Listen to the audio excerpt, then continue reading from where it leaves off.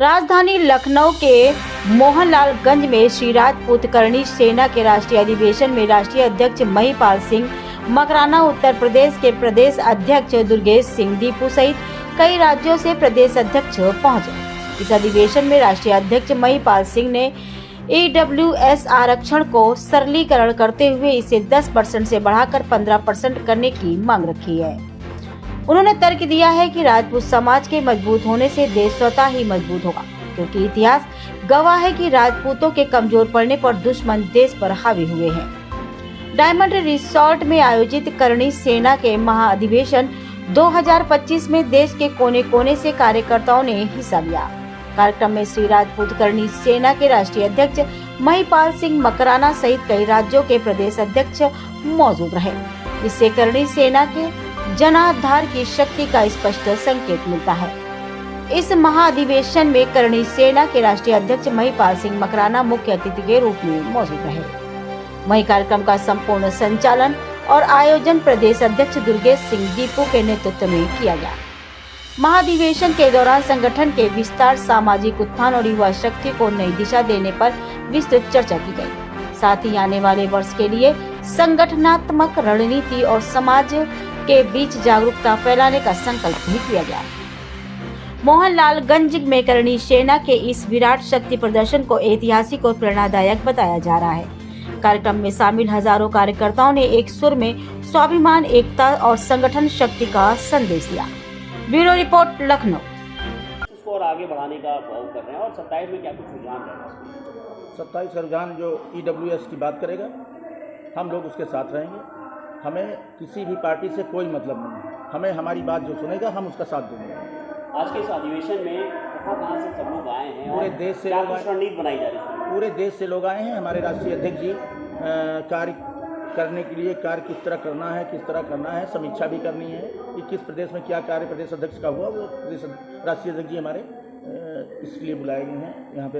रणनीति तय होगी आगे की EWS की लड़ाई है और हम लोग लड़ेंगे। अभी भोपाल में भी बहुत बड़ी रैली होने वाली है हम लोगों की और इसी तरह पूरे देश में हम लोग आंदोलन करेंगे।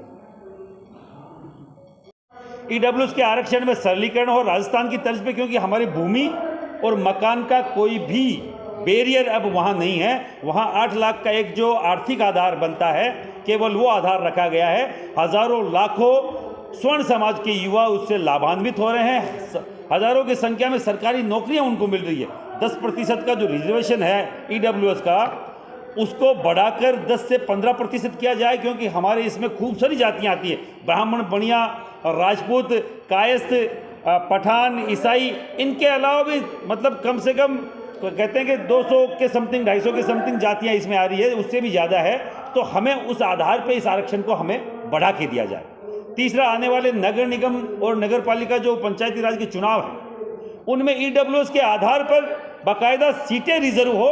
जो दूसरा आरक्षण लोगों को दिया, आपने दलितों को दिया, आपने OBC को दिया है, जब उनकी सीटें रिजर्व हो सकती है तो 10% के आधार पर क्षत्रिय समाज की, ब्राह्मण समाज की, बनिया समाज की, EWS के लोगों की बाकायदा नगर पालिका में, पंचायती राज में सीटें रिजर्व हो। क्योंकि आरक्षण तो वही होता है जो हर चीज़ में हो। जब उनको दिया है वही आरक्षण हम मांग रहे हैं। हमारे 24 साल का लड़का वयोवृद्ध मतलब प्रौढ़ अवस्था में आ जाता है, क्योंकि वो 24 से ऊपर, 25 से ऊपर कोई भी कंपटीशन में फाइट नहीं कर सकता, क्योंकि ये उसकी आयु सीमा निकल जाती है। तो मुझे लगता है कि जब उनकी आयु सीमा में छूट है दलित और OBC की, तो हमें भी आयु सीमा में छूट मिले, जो हमारा लड़का भी 28, 30 साल, 32 साल तक कंपटीशन क्लासेज में बाकायदा भागीदारी अपनी निभा सके। और इस EWS के आधार पे जो अलग अलग जैसे राजस्थान में हुआ, हम पूरे देश में हम इसी EWS को केंद्र में भी सरलीकरण की मांग करते हैं। जो केंद्र में सरलीकरण होगा तो मैं आपको बता दूं, पूरे देश में वो जातियां इसमें आती है। हरियाणा का जाट इसमें आता है, महाराष्ट्र का मराठा इसमें आता है, बिहार का आपका जो भूमियार समाज इसमें आता है, और इतने सारे आपके गुजरात का पाटीदार समाज इसमें आता है, पटेल समाज इसमें आता है। अगर इसका सरलीकरण केंद्र में होगा तो सभी जातियों के युवाओं को लाभ मिलेगा। आपकी लखनऊ की धरती बड़ी धरती है, लखनऊ बड़ा स्टेट है, यहाँ से योगी बाबा जी के पास भी ये मैसेज जाए कि यहाँ वो स्वर्ण जाति का पूरे यूपी के हर एक जाति का वो नेतृत्व करते हैं, वो संत समाज से आते हैं। कहीं ना कहीं उनके मन में इस बात की पीड़ा जरूर होगी कि हमारे आर्थिक पिछड़ा आयोग जो ईडब्ल्यूएस दिया गया है स्वर्ण समाज को, उनके युवाओं को भी लाभ मिले। तो मैं आपके चैनल के माध्यम से योगी जी को बोलना चाह रहा हूँ, ईडब्ल्यूएस में स्टेट में सरलीकरण हो, जो यूपी में तत्कालीन प्रभाव से चालू होना चाहिए राजस्थान की तर्ज पे, क्योंकि केवल जब मिलेगा कोई, अगर किसी को लाभ मिलेगा वो राजस्थान की तर्ज पे ही मिलेगा। अगर वहाँ वैसा अगर बैरियर नहीं हटाए गए तो वो केवल झुंझुना है और उससे ऊपर कुछ भी नहीं है। तो हमें ईडब्ल्यूएस की लड़ाई हम पूरे देश में लड़ रहे हैं। अभी बिहार में हमने बड़े स्तर पर मांग रखी, तो आप देख सकते हैं कि क्षत्रिय समाज की सीटें 28 से बढ़कर 37 हुई है। कहीं ना कहीं उसमें श्री राजपूत करणी सेना का बहुत बड़ा सहयोग रहा है। हमारे जैसे और भी संस्थाएं वहाँ पे काम कर रही थी, उनका सहयोग रहा है। सर, क्या राजनीति में भी करणी सेना आगे इसमें? देखिए, राजपूत राजनीति नहीं करेगा तो घास नहीं काटेगा। हजारों सालों से क्षत्रिय ने इस धरती को सींचा अपने रक्त से। लोग बोल रहे हैं और बोलते आए हैं, हमें हरेश करते हैं हमेशा। कहीं ना कहीं क्षत्रिय को एक बोल के प्रताड़ित किया जाता है कि हम लोगों ने अत्याचार किया। मैं आपके चैनल के माध्यम से बोल रहा हूँ, 650 साल मुगलों का शासन रहा और 270-80 साल अंग्रेजों का शासन रहा। जब शासन हमारा 800-900 साल से नहीं है तो अत्याचार क्षत्रिय समाज कर कैसे सकता है? तो क्षत्रिय समाज का जब जो 1192 तक इस देश में राज रहा, अंतिम हिंदू सम्राट पृथ्वीराज चौहान रहे, गौरी को एक बार हराया, गौरी से फिर हारे। तो मैं आपके चैनल के माध्यम से बोल रहा हूँ, ये हरेसमेंट बंद करें। और श्री राजपूत करणी सेना हमेशा बोलती है, क्षत्रिय ने हमेशा सभी जातियों का साथ दिया है। उनके लड़ाई लड़ी है, चाहे मुगलों से लड़नी पड़ी, चाहे अंग्रेजों से लड़नी पड़ी। और इस देश में क्षत्रिय जब कमज़ोर हुआ है, ये देश कमज़ोर हुआ। हम लोग पूरे देश के क्षत्रियों को एकजुट करके उनको ताकतवर बनाना चाह रहे हैं, उनको आगे बढ़ाने का प्रयास हम लोग कर रहे हैं, शैक्षणिक तौर पर, आर्थिक तौर पर और राजनीतिक तौर पर। राजनीति क्षत्रिय को करनी चाहिए। जहाँ जहाँ क्षत्रिय राजनीति में है, काया पलट करी है, तो कहते हैं योगी की तो कोई जाति नहीं होती, फिर भी अगर जाति ढूंढोगे तो वो क्षत्रिय मिलेगी। और इस क्षत्रिय ने इस बिगड़े हुए यूपी को ऐसा सुधार दिया है कि हम लोग आए थे पूरे देश से, हमारे यहाँ पदाधिकारी आए और रात को कोई 2 बजे पहुँचा, कोई सुबह 5 बजे पहुँचा है। यही वही यूपी था जो सुबह शाम को 7 बजे बाद ज़्यादातर मार्केट बंद जो हो जाया करते थे। यहाँ लोग घूमने से कतराते थे। यहाँ के लोकल लोग, बोल रहा हूँ, बाहर के तो छोड़ दीजिए, बाहर की गाड़ी को तो कब लूट पाट के भेज दिया जाता था, ये पूरा देश जानता है। कौन कौन से यहाँ माफिया थे, जो कईयों को तो योगी बाबा ने दौड़ा के मार दिया और कई सुसाइड करके मर लिए और कई जेल में मर गए सड़के। तो ये योगी का है प्रभाव, ये क्षत्रिय का प्रभाव है। जो पूछना चाह रहे हैं कि राजनीति में 1,00,000% राजनीति में राजपूत को आना चाहिए और ऐसे काया पलट करते रहना चाहिए। अन्य जातियों को भी लेकर के आगे बढ़ेंगे इसमें? सर, हम लोग तो बोले ना, क्षत्रिय सभी जातियों के साथ है।